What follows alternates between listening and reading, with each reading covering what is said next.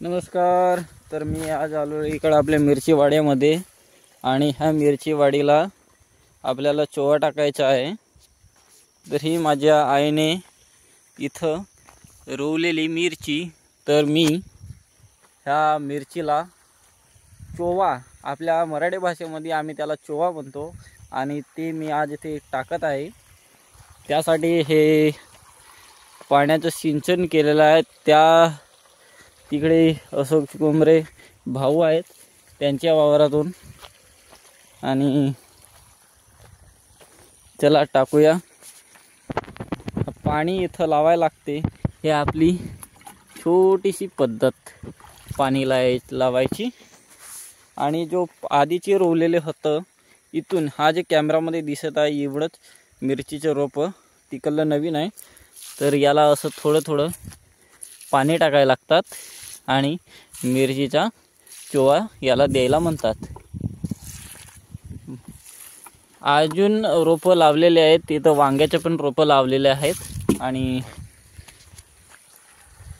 वांगा तसा मी खात नाही जास्त, पण घरच्यांनी ते रोपं लावलं तर आपल्याला त्याचं जोपासना करायला हवं.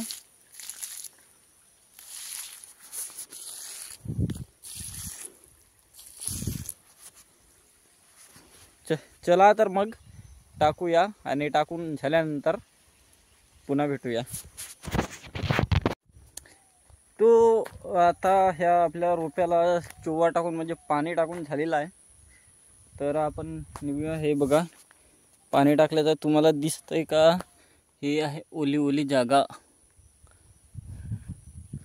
आणि आताच ह्या आपल्या शेतातले चूर्ण झाले. चूर्ण होऊन सारे धान घरी पण गेले, आणि आता माझी पण घरी जायची बारी आली.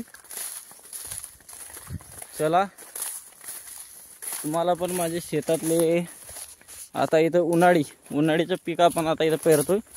ही आहे त्या जागे उन्हाळीची जागा. पाणी आताच लावलेलं आहे, सोडलेलं आहे ह्या बांधीला. इथं आम्ही परा भरतो. आणि हा पाणी कुठून? त्या शेतामध्ये, तिथे भाजीपाल्याचं शेत आहे. तिथं असं भाऊ आपले जे तुम्हाला खायला मिळते, वांगा, टमाटर, कारली, दोडके, लौकी, ते तिथं ते असं भाऊ पिकवतात. आणि मी चाललोय आता आपल्या घरायला, म्हणजेच गावाला. वावरातलं काम माझे झालेले आहे, संपलेले आहे, आणि मी जातो आपल्या घराला. रस्ता बघा कसा आहे. हा आहे धुरा. या धुऱ्याला आम्ही जातो.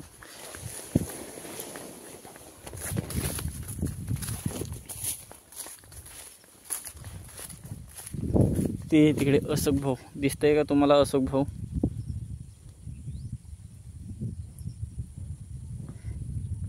ती बघा अशोक भाऊचा मुलगा, आणि ती कारली तोडतायत.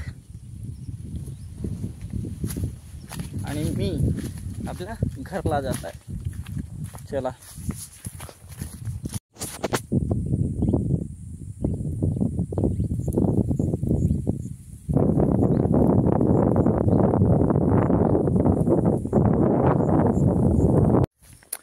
आता जस्ट पोचलोय मी आपल्या गाडीकडे, आणि माझी गाडी हा इथं ठेवलेली आहे.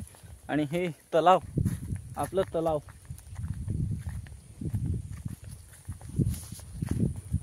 हे आपलं तलाव आहे. राजकुमार भाऊचा फोन आलेला आहे. तू उचलतो काय म्हणतात? माझी गाडी कुठे आहे? ही आहे माझ्या आपली गाडी. आणि हा आपल्या गावाकडील, माझ्या शेताकडील समुद्र, छोटा समुद्र म्हणजे तलाव. आणि मी जातोय आपल्या गाडीने आपल्या घराला. ठीक आहे, नंतर भेटू पुन्हा.